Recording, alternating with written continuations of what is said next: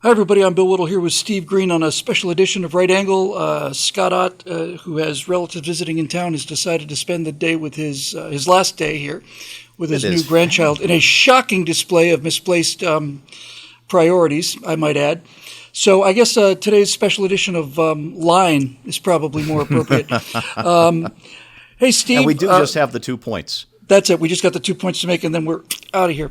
We wanted to do a special show today just because there was so much news yesterday with the Biden press conference, and we thought maybe this would be a good time to just talk not so much about the press conference as back to the game of, almost said Russian roulette, but the Democratic dial a candidate, spin the bottle kind of game that's been going on and all the wild speculation, but thought I might as well just chip into that. So, Steve, when I saw the press conference yesterday, Biden walked out, and my first thought after 2 sentences was, I don't know what kind of drugs they're pumping into this guy, but I want some. I really do. Oh, yeah. So whatever they gave him for the debate, that didn't work. No. In fact, he came out for the debate, and his pupils were so wide open that David Bowman said, "My God, they're full of stars." God, it's full of Bidens. But last night they were like this. They're just so he was much sharper last night. I just had an idea. There's all those old cheesy serials, on TV and stuff or TV shows, you used to get like a decoder ring or something, and you get this little toy so there ought to be like the Biden pupil decoder device, like a little caliper set or something. You can just kind of hold it up to your monitor there and then just kind of figure out exactly the kind of state he's in. But I thought, and I mentioned this on the Stress Free Lounge last night to an immediate cascade of "Have you lost your mind?" I thought he was really, really good last night. But what I forgot as we've seen him. What I forgot to preface it by was saying it was really good for Biden. Yeah. We're grading on a curve here. No, go ahead. Well, I was going to say my favorite moment, because this was the one that summed it up for me so perfectly well, and it didn't just show his decline. We've hashed that to death over 3 or 4 years now. It was obvious 4 years ago. It's more obvious now. But what's really becoming obvious is the bubble that Jill Biden and whatever other senior staffers he still listens to. The bubble is so tight around him that he said at one point last night as a brag that there have only been 5 other incumbent presidents with approval ratings as low as his, with apparently the implication that all of them went on to win re-election. Number one, there have only been 3 presidents with approval ratings as low as his since we started doing this, and their names were Jimmy Carter, George Herbert Walker Bush, and Donald J. Trump, and they all lost. So they're just he's a mastermind. He's playing 4-dimensional chess with us, Steve. This is the thing we don't understand. You don't even know what chess is. I don't reckon at this point. But I'll tell you, it took me a while because I was just kind of watching the thing and absorbing it, and I thought, man, I got to tell you, this guy seems to be really in command of a fair amount of data. I didn't think it was possible. And then afterwards, after it was over, I realized, there's a teleprompter sitting right there that we don't get to see for a press conference. If he'd had an earpiece in, as some of us do, you would be able to say, well, he's getting his answers from backstage. But what do you need a teleprompter set up for a press conference? Forget about having already selected the people he's going to call on and all of that. Rigmarole. The fact of the matter is, as I was listening to him reeling off these names and dates and achievements and stuff, I thought I just didn't think he was capable of that. And then it was only after the fact that I really began to think, well, he wasn't capable of that. I would love to. I'd pay real money to have read the teleprompter for that. Good job, Joe. Well done. Operation Good Job. Yeah, I don't know. Maybe his good days are still that good. He was obviously having one of his better days. The problem is the crisis doesn't always come. The 3 a.m. phone call doesn't always come on a good day. No, it doesn't.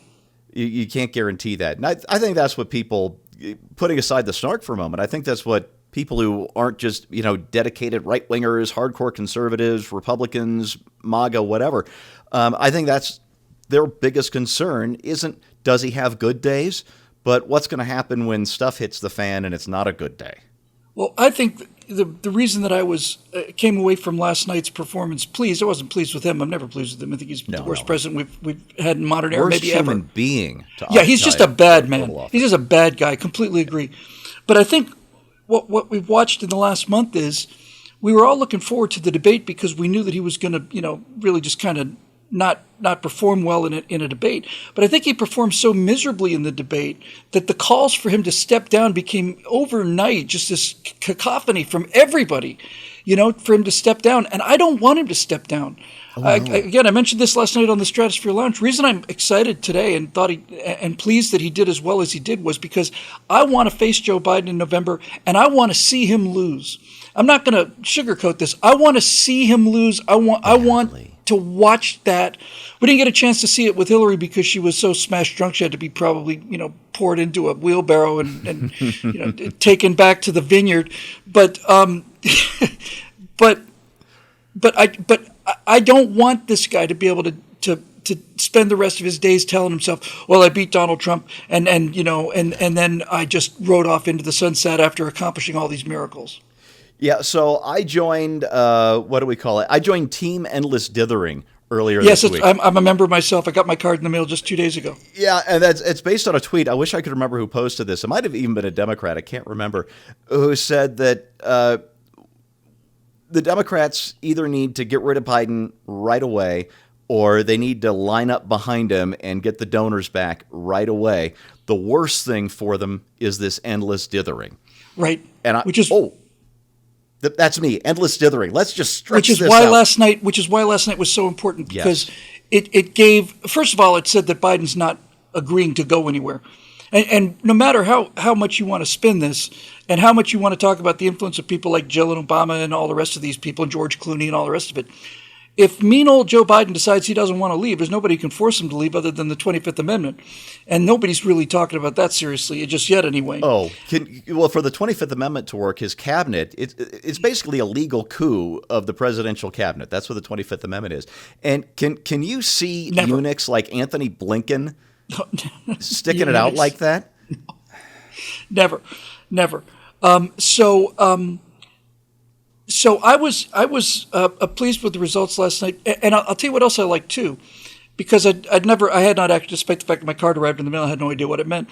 But this idea of endless dithering is terrific because it has embarrassed all the people who called for him to step down. I thought his performance last night was strong enough to be able for the pro-Biden people to make their case. See, no, he just had a bad night on the debate. He's just fine, And I just want to know what it feels like to be George Clooney after the entire world knows that you called your friend the president who you'd spent all this money and all these fundraisers on, told him to step out of the race, and then 10 hours later or whatever the case it may be, he goes out there and performs, relatively well. Although I think Vice President Trump may have a comment or two to make about how well he actually did. Or Vladimir Putin, president of Ukraine. Exactly, but by Biden's standards, he looked energetic, and this is this kind of thing that Rush was talking about, right? With what was it, Operation Chaos. Keep things right in the middle so that there's it's definitely Biden, he's definitely out. Let them just kind of wallow in their own crapulence for a while. But what I saw, I texted you and Scott as the thing was going on. I know you're both busy, but when he came out, a live blog over at PJ. 4 sentences into his speech, I said he's staying, and this is what I want. I'll tell you what I don't want. I don't want any black swan events. I don't want. I think that the numbers and the trends now are so solid, and the emotional payoff of beating this rotten man, are so satisfying. I don't want a sudden appearance of Gavin Newsom or anybody else, Cat Williams or whoever, Yeah, exactly.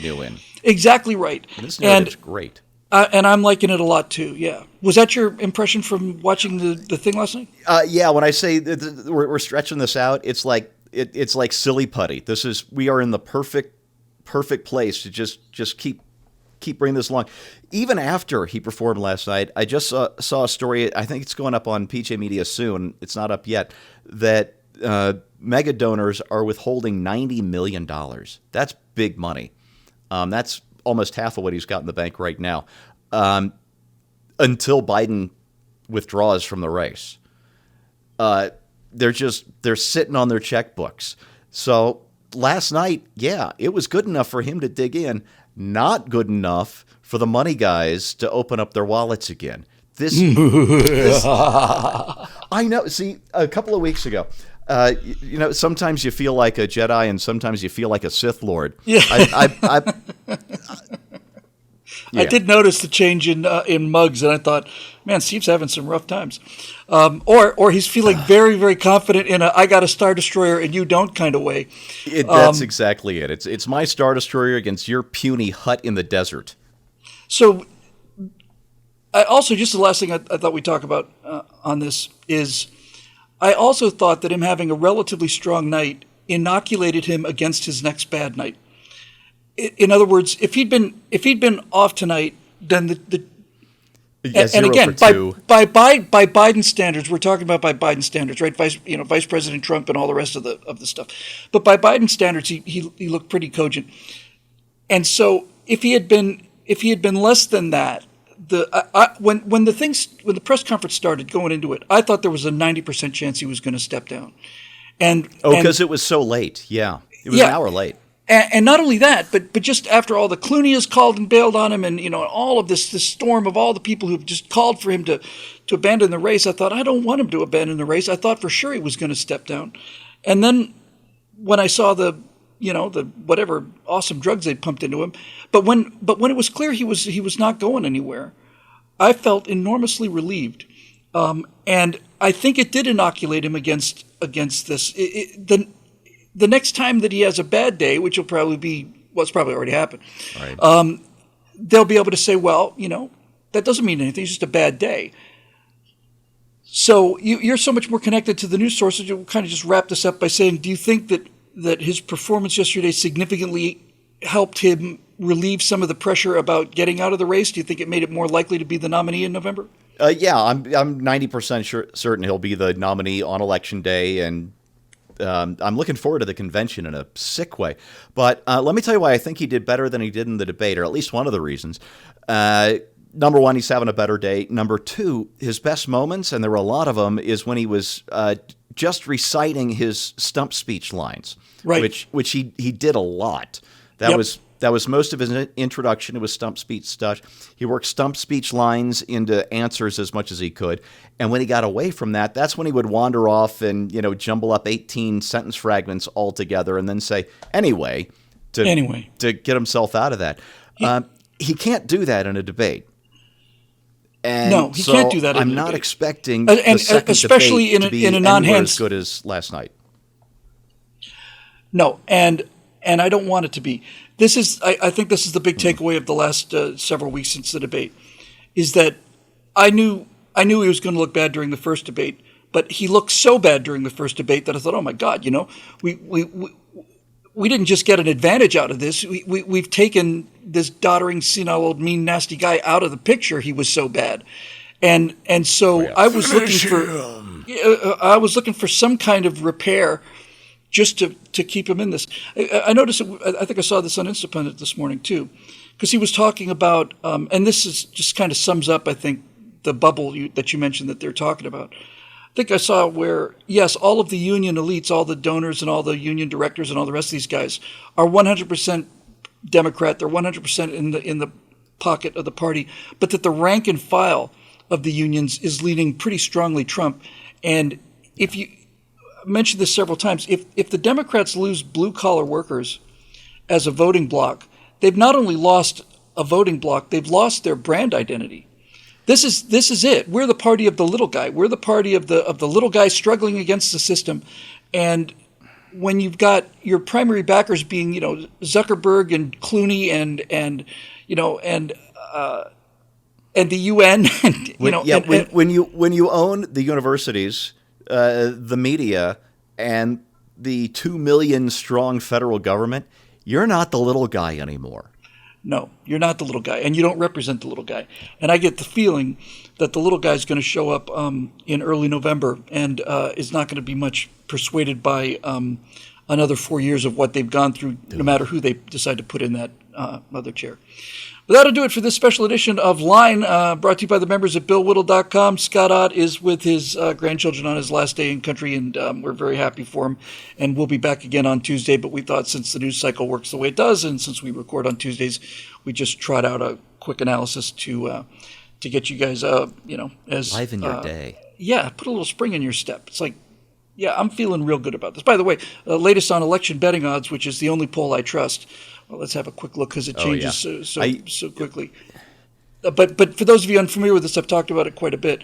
John Stossel helped set up this site. And basically the idea is that polls are polls, but what really matters is where do people put their money? In other words, you can be a Democrat who hates Trump, but if you put $10,000 on the line, you're going to bet on who you think's going to win, not on who you want to win. And as we record this, the by candidate presidency looks like this. Donald Trump, chance to win the presidency, 58.5%. Next closest competitor, Kamala Harris at 17%. Oh, wow. Joe Biden at 13%, and Gavin Newsom at 3%. So, you're looking at a 2 to 3 to 1 advantage in a world where 2 percentage points is often enough to give you an idea of what's going to happen. I'm looking at Polymarket where the numbers are pretty much the same. I hadn't seen Kamala Harris's jump until just now. They've got Trump at 60%, Biden at 14%, Kamala Harris at 16%. I like those numbers. I like them a lot. And I don't want them to change, which is mainly the main thing we wanted to talk about this morning. So again, on behalf of all the members of BillWhittle.com, thank you very much for joining us, and we'll see you next week on Right Angle.